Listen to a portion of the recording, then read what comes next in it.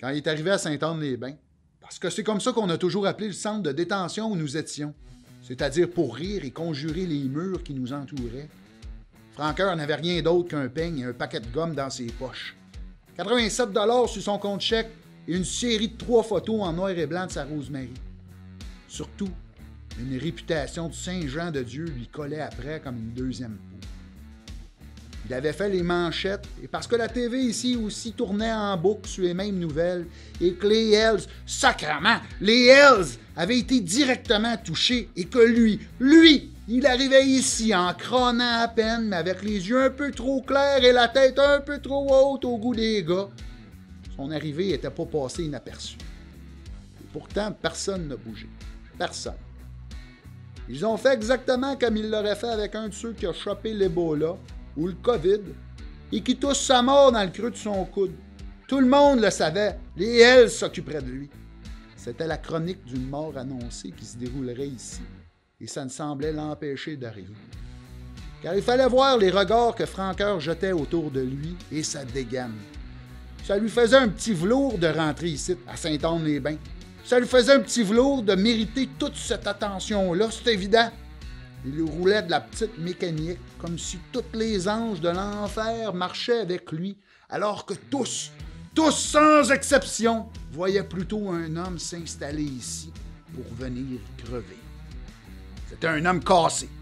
Maintenant que j'y repense, il avait quelque chose de déréglé à l'intérieur de lui, et c'est un peu comme si nous l'avions tous compris à ce moment-là, en même temps que Franqueur avançait dans la cafétéria en fixant le mur devant lui, en évitant nos regards, tout en ne pouvant retenir ce petit sourire qui lui éclairait le visage, comme si toute la prétention du monde s'efforçait de relever le coin de ses lèvres, comme s'il était incapable de garder pour lui son amour-propre. Et je crois que c'est ce sourire-là qui l'a tué en fin de compte, bien avant le pic que les Hells ont utilisé pour le transpercer dans les douches de Sainte-Anne-les-Bains et qu'il le laisse par terre dans son sang et sa marde. C'est ce petit sourire fendant qui a fini par avoir raison de lui. C'était comme se promener en permanence avec un follow spot au-dessus de la tête. Et Franqueur ne voyait pas ça, lui. Il n'avait pas conscience de ce qu'il dégageait. C'est pour ça aussi qu'il avait une réputation de Saint-Jean de Dieu. Un loose cannon, un autre! On avait déjà Derby, un débris de la rue. Un vieux bonhomme qui pétait sa coche une fois de temps en temps pour un oui ou pour un non, mais qui n'inquiétait plus vraiment personne à part les gars de la cafétéria et encore. Il y avait le français aussi, un chien, un Chris, un tabarnak, un violent qui s'était fait une réputation en bouffant l'oreille d'un gardien après qu'il lui eut confisqué sa porn, mais Franqueur, lui, c'était autre chose. Il était d'une autre classe. Il transpirait le faux, était trop maigre, trop long, trop bien rasé, les cheveux trop bien coupés, et tout gominé comme un truand des années 30. Et sa démarche, toute sa démarche était artificielle. Il avait des gestes de dur, mais en plaque aux pâtes. Il se surjouait lui-même. Ça ne s'invente pas des postures de même. Par moments, on aurait dit que c'était le bon Dieu lui-même qui drivait la mise en scène et qui plaçait la lumière au bon endroit, qui lui gardait les cheveux bien gras et plaqués sur la tête. Manquait juste la musique cheesy, un Charleston ou un ragtime pour suivre son apparition. C'était du faux. Mais du faux d'artiste, là. Du faux de cinéma. Sainte-Anne-les-Bains se contre-crisse pas mal des starlettes et des petits caïds de région. Des bombes et des pardus, des vrais toffs sortis tout droit du cul de la ville. Il y en avait 13 à douzaine. Personne ne se croyait pour autant dans un téléfilm de Radio-Canada. Alors quand Franqueur est arrivé ici en se la jouant, il y en a bien eu quelques-uns pour relever la tête et penser à aller y en maudire une tout de suite. Une droite, bien sentie, en plein sur la gueule. Lui rappeler où il était et qui il était. La place qui lui revenait. Mais personne n'a bougé. Personne. Il y avait quelque chose de pas net. Quelque chose qui faisait penser à l'écureuil albinos qu'on voyait des fois enterrer ses pinottes dans le grand cours. Un truc pas normal. Et en même temps, fascinant. Et quand ce jour-là, Franqueur s'est finalement assis devant moi avec son plateau plein et qui m'a salué comme si on se connaissait depuis toujours, en souriant comme un perdu, comme s'il était vraiment content d'être là, devant moi, avec moi. J'ai pas su quoi répondre. Ça m'a désarmé. Ça m'a laissé là, tout muet, alors que par-dessus la table, sa main maigre et sèche se tendait vers moi et insistait. Insistait tellement que j'ai fini par tendre la mienne aussi. Maxime, qui l'a dit alors. Maxime Franqueur.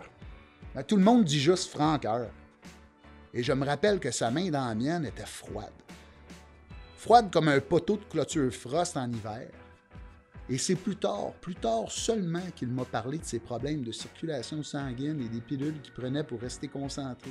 Comment il était capable des fois de ne plus sentir ses jambes ou ses pieds, qu'il se réveillait parfois la nuit avec l'impression d'avoir un bras mort parce que vidé de son sang.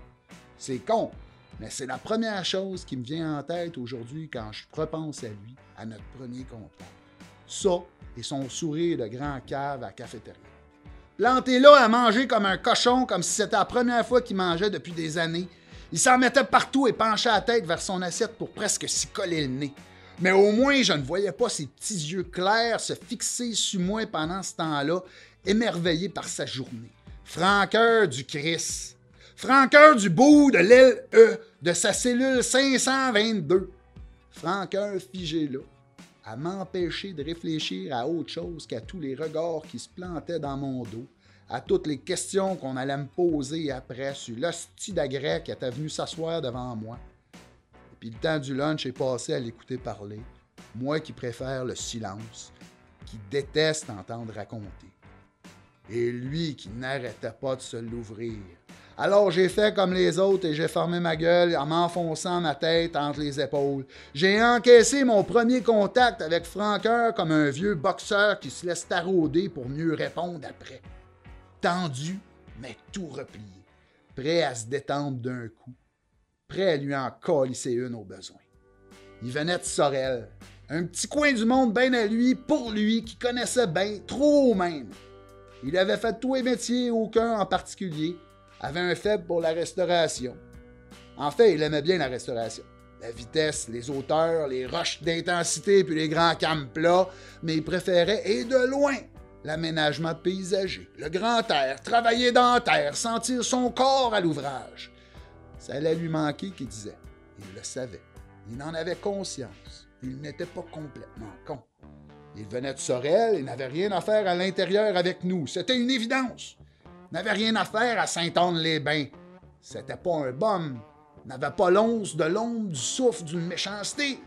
Parce qu'il forçait parfois sur la note, sur son langage, sacrait pour la galerie et fronçait des sourcils pour un rien, à force de le côtoyer. À force de le côtoyer, j'ai fini par lui dire de se la fermer. Mais c'était trop tard. Son karma plein de marde avait déjà frappé à Ventilo. Il était pas méchant, plutôt sympathique même. J'ai presque eu le temps de l'apprécier, mais sa tête était mise à prix bien avant qu'il rentre ici, et rien n'aurait pu empêcher la balle qui avait été tirée du passé comme une sentence. Sa condamnation était claire. Même le juge Boutillier avait hésité avant de l'envoyer nous rejoindre, comme si pour le juge aussi Franqueur était pas net. Puis il avait fini par rejeter l'idée qu'il était complètement à côté de la traque, l'avait reconnu criminellement responsable, et avec une pointe de fierté dans la voix, Franqueur le répétait un peu partout dans la cour, à la cafétéria, même si tout le monde s'en sacrait, il parlait trop et sa voix haut perchée devenait rapidement énervante. Il venait de Sorel et tout le monde ici savait qui il était. Un m'as-tu vu qui s'était trompé de cage, un cinglé de première. Pourtant, la photo qui traînait de sa Rosemary n'aurait pas fallu que quelqu'un la lui pique. Dans ce cas, je crois que nous aurions trouvé des raisons de le côtoyer ici tous les jours, de le retrouver avec nous entre les tueurs et les violeurs. La Rosemary, c'était toute sa vie et tout son commencement. C'était sa promesse de sortie, un pole dance où son cœur faisait la belle. Et quand les screws ont déplacé son corps de la douche à la morgue et envoyé l'équipe d'entretien dans sa cellule pour débarrasser ses affaires, j'étais de corvée cette journée-là. Et j'ai piqué les 3 petites photos de Rosemary qu'il gardait collées à son mur, près de son lit, quand il les avait pas sur lui. Je les ai pliées et glissées dans ma poche. J'aurais bien aimé tomber sous l'un de ses carnets, mais c'est la seule chose que j'ai trouvée et conservée de lui. Franqueur n'avait rien d'autre, anyway. Mais à ses yeux, c'était ce qui comptait le plus. Tous les gars l'avaient compris. Une fuse avait sauté, c'était clair, mais personne ne l'aurait pris à revers sur sa Rosemary, pas même les Hells. Une fille de club, une barmaid, une belle fille aux cheveux teints noirs et au visage intelligent, une vivante, une crisse de vivante là, qui rayonnait dans la cellule à Francoeur, qui rayonnait dans ses yeux, qui rayonnait dans ses mots quand tout débordait de partout, que son trop-plein se déversait. Il en parlait pendant des heures, se projetait dans son quotidien, se faisait mal à s'en saigner le désir. Et pendant tout le temps que Francoeur a été avec nous, elle n'est jamais venue le voir. Elle ne lui a jamais écrit. Elle ne lui a jamais téléphoné. Ça a pris une discussion de corridor dans l'LC pour comprendre de la bouche d'un Italien qu'elle l'avait collissé là depuis une escousse. Comprendre qu'il était cinglé, complètement déréglé du cœur. Et moi, je vous la raconte à cette heure. Je vous la raconte mal en plus, mais je vous la raconte quand même. C'est une crise de belle histoire d'amour, mais une histoire impossible, comme toutes les vraies histoires d'amour.